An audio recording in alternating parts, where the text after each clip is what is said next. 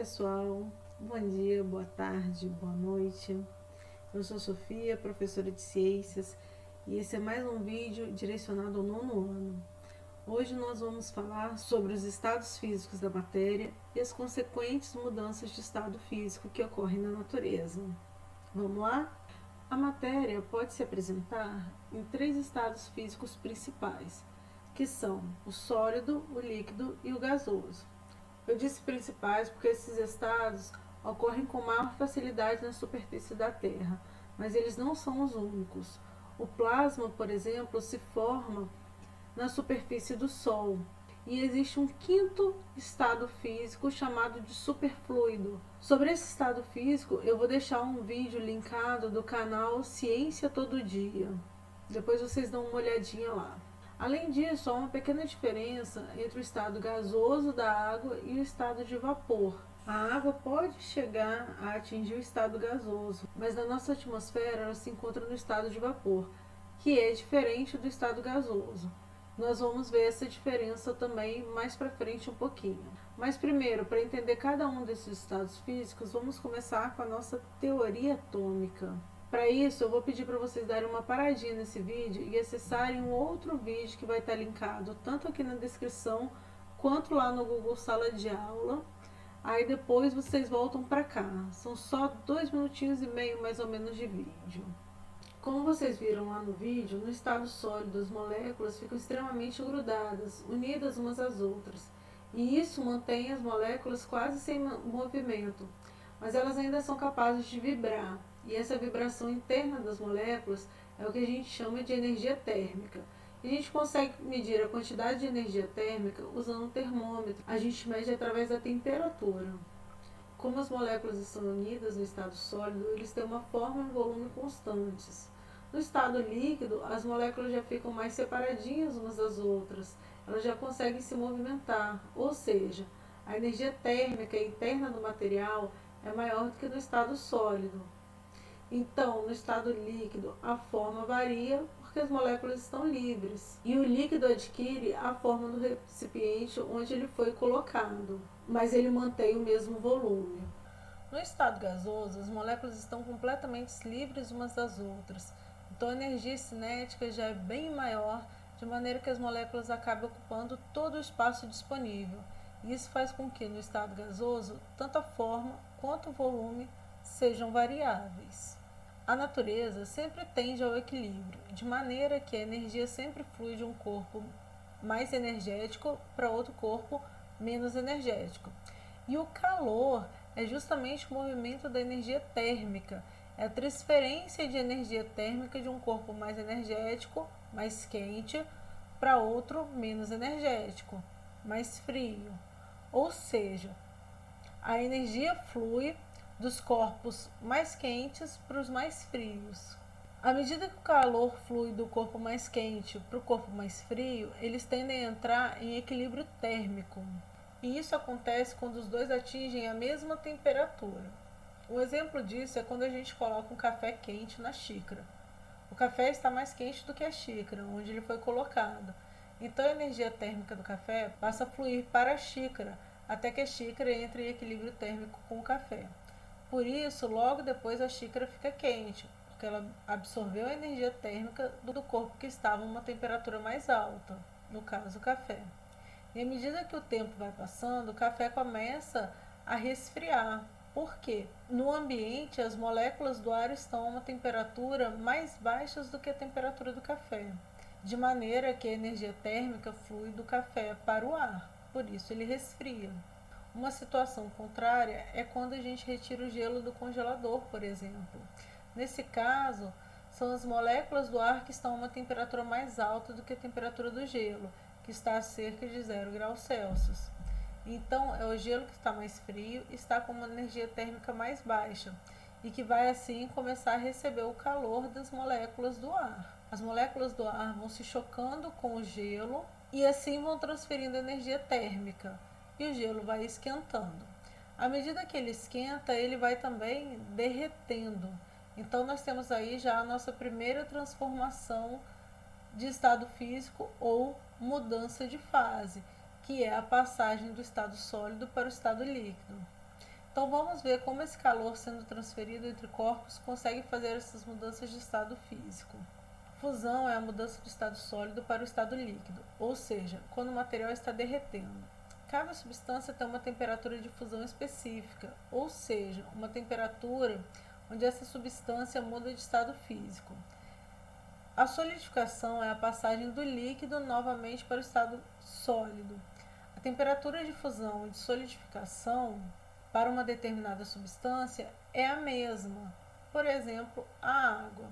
Ela é uma substância muito abundante e a gente consegue observar essas mudanças de estado com muita facilidade. A fusão da água acontece a 0 graus Celsius, quando a água está esquentando. Já se ela estiver resfriando, a 0 graus Celsius vai acontecer a solidificação. Quando a substância está sendo aquecida, ou seja, quando a temperatura está aumentando, a substância está absorvendo calor. E essa transformação a gente chama de endotérmica, quando o calor está entrando. Agora, quando a substância está se solidificando, ela está se resfriando, está perdendo calor. Então, essa mudança a gente chama de exotérmica, ou seja, está jogando calor para fora. Ebulição é a mudança do estado líquido para o gasoso. Essa mudança acontece a uma temperatura específica, que é o ponto de ebulição. No caso da água, o ponto de ebulição é 100 graus Celsius, que é a temperatura que ela ferve. Agora vejam que coincidência. A temperatura de fusão da água é 0 graus Celsius e a temperatura de ebulição é 100 graus. E a nossa escala termométrica é dividida em 100 partes. Isso não é uma coincidência. A nossa escala Celsius foi feita baseada nas temperaturas da água, a temperatura em que ela se funde ou se solidifica e a temperatura em que ela se condensa ou que ela entra em ebulição. Tudo isso a pressão de uma atmosfera. Quando a roupa está secando no varal, a água evapora e essa é a passagem do estado líquido para o estado de vapor. Isso acontece porque a água é um líquido volátil, ou seja, ela tem muita facilidade de passar para o estado de vapor. Agora vejam, estado de vapor é uma coisa, estado gasoso é outra coisa. O estado de vapor não é mais um estado físico na natureza. É apenas uma condição em que a água se encontra na nossa atmosfera. Quando a água ferve na panela, ela chega a 100 graus e aí ela está no estado gasoso.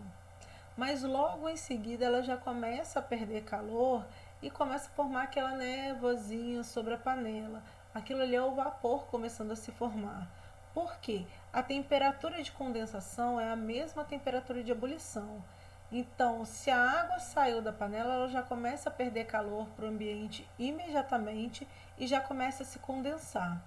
No estado gasoso, as moléculas estão completamente dispersas. E no estado de vapor, as moléculas de água começam a formar pequenas gotículas, que é justamente aquela névoa que a gente observa. A gente estuda o estado de vapor da água junto com o estado gasoso de outras substâncias, porque o estado de vapor da água acaba atuando como estado gasoso dos gases da atmosfera, por exemplo. A ebulição é uma transformação endotérmica e a condensação é uma transformação exotérmica. Sublimação é a passagem do estado sólido direto para o estado gasoso, sem passar pelo estado líquido. É o caso do gelo seco, que é formado de gás carbônico no seu estado sólido, mas quando ele entra em contato com a temperatura ambiente, ele já começa a sublimar imediatamente. A ressublimação é a passagem de volta do estado gasoso direto para o estado sólido, sem passar pelo estado líquido. Mas não é só a temperatura que é responsável pelas mudanças de estado físico. A pressão também auxilia nesse processo. O aumento da pressão faz com que a temperatura de fusão e de ebulição aumente, e a redução da pressão faz com que as temperaturas de fusão e de ebulição diminuam. Numa panela de pressão, por exemplo, a água ferve a cerca de 120 graus Celsius. Por isso, nelas, o cozimento é bem mais rápido. Já em grandes altitudes, a pressão atmosférica diminui, então a água ferve a temperaturas bem mais baixas. Um exemplo é La Paz, que tem a altitude de 3.700 metros e lá a água ferve a cerca de 88 graus Celsius. Aqui nós temos a curva de aquecimento da água e do álcool. Vamos observar primeiro esse gráfico da água. Nesse eixo nós temos as temperaturas e nesse eixo nós temos o tempo. A água começa o processo de aquecimento aqui no gráfico a uma temperatura menor do que 0 grau, de forma que aqui ela está no estado sólido. Quando ela atinge 0 graus Celsius, ela começa a se fundir. Nós temos aqui o ponto de fusão da água. Então, ela vai começar a derreter. Nós encontramos nesse momento tanto o estado sólido quanto o estado líquido. Durante todo o processo de fusão, a temperatura não varia. A temperatura só volta a aumentar depois que toda a água passou para o estado líquido. Então, nós temos esse trecho aqui da curva. Nós encontramos a água no estado líquido a temperaturas entre 0 e 100 graus. Quando ela atinge 100 graus, a temperatura volta a permanecer constante por um tempo até que toda a água passe para o estado gasoso. Como aqui a temperatura continua aumentando, eu devo supor que isso foi feito dentro de um sistema fechado. Porque vamos lembrar que na panela, logo depois de formar gás, a água perde calor para o ambiente e volta para o estado de vapor, então a temperatura já volta a cair. E aqui o gráfico de aquecimento do álcool. Seu ponto de fusão e solidificação é menos 117 graus e o ponto de ebulição e condensação 78 graus. Então aqui novamente ele começa no estado sólido.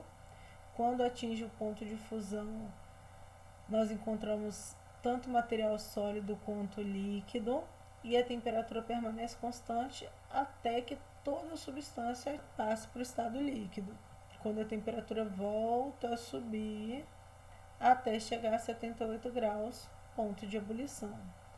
A essa temperatura, nós encontramos tanto material líquido quanto gasoso, até que todo o material passe para o estado gasoso, quando a temperatura volta a subir. Lembrando que passou para o estado gasoso em um recipiente fechado, senão ele escapa e a gente não tem como continuar aumentando a temperatura. Esses dois gráficos são gráficos crescentes, o que indica que as transformações são endotérmicas, ou seja, de aquecimento, de aumento da temperatura, de absorção de energia térmica. Esse é o gráfico de resfriamento da água. Nós temos novamente a formação daqueles dois patamares, as temperaturas de 100 e 0 grau, que são o ponto de condensação e o ponto de solidificação da água. Esse gráfico é decrescente, o que indica uma transformação exotérmica, com perda de calor, redução de temperatura.